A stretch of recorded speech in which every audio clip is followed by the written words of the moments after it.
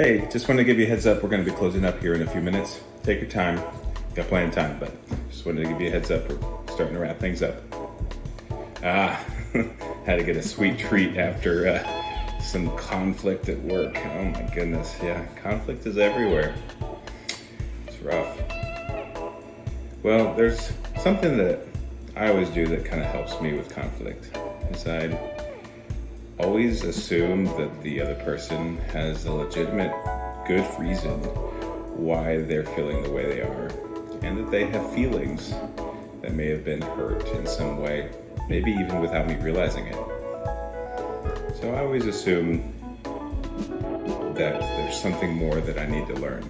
And that helps me have a listening frame of mind, and oftentimes when I hear their point of view, I'm like, oh, I get it.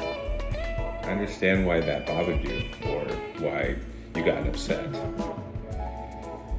You know, emotions don't justify actions, but they're often dismissed without being addressed.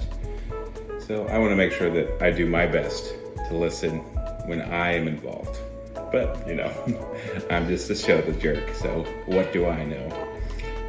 Hey, I think that Jennifer and Paul talk about this on the Special Education for Beginners podcast. It airs on Wednesday, so if you want to check it out, they talk about dealing with paras who are in conflict. Might be good. Check it out. All right, have a good week.